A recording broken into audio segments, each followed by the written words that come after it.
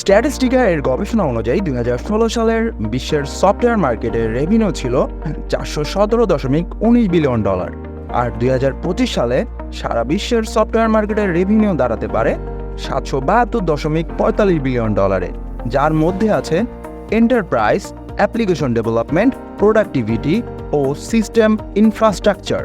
অর্থাৎ মাত্র 10 বছরে সফটওয়্যার মার্কেট দ্বিগুণের কাছাকাছি হওয়ার সম্ভাবনা দেখছে গবেষণা প্রতিষ্ঠানগুলো। এর কিছু বাস্তবতা আমরা নিজেদের চোখেই দেখছি। প্রতি বছরই একটা বিরাট সংখ্যক সরকারি বেসরকারি প্রতিষ্ঠান তাদের ডিজিটাল সেবা চালু করছে। এর সব কিছুর সাথেই বাড়ছে প্রোগ্রামারদের কর্মসংস্থানের সুযোগ। গ্লাসডোর এর তথ্য মতে একজন সফটওয়্যার ইঞ্জিনিয়ারের বার্ষিক গড় আয় $1,00,000-এরও বেশি, অর্থাৎ বাংলাদেশি টাকায় 90 লাখ টাকার কাছাকাছি। এটি বেশ কম হতে পারে ইঞ্জিনিয়ারের অভিজ্ঞতা, দক্ষতা এবং কর্মস্থলের ভৌগোলিক অবস্থানের উপর। বাংলাদেশে এখনও মার্কেটটি শুরুর অবস্থায় আছে বলে এখানে আয় হয়তো তুলনামূলক কম, কিন্তু একই অভিজ্ঞতা সম্পন্ন অন্য প্রফেশনাল থেকে গড়ে সফটওয়্যার ইঞ্জিনিয়াররা বেশি আয় করে।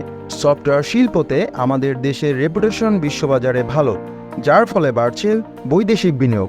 তার সাথে সরকারি পৃষ্ঠপোষকতা তো আছেই। সফটওয়্যার ইঞ্জিনিয়ারিংয়ের মূলে রয়েছে কোডিং, যার একটা শব্দ ধারণা ছেলেবেলা থেকে তৈরি হলে একজন শিক্ষার্থী খুব সহজেই সফটওয়্যার ইঞ্জিনিয়ারিং এর জগতে প্রবেশ করতে পারে।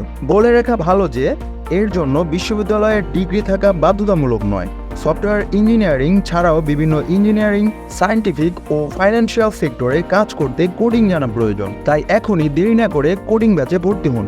কোডিং ব্যাচে ভর্তি চলছে, বিস্তারিত জানতে কমেন্টে লক্ষ্য করুন। ধন্যবাদ সবাইকে।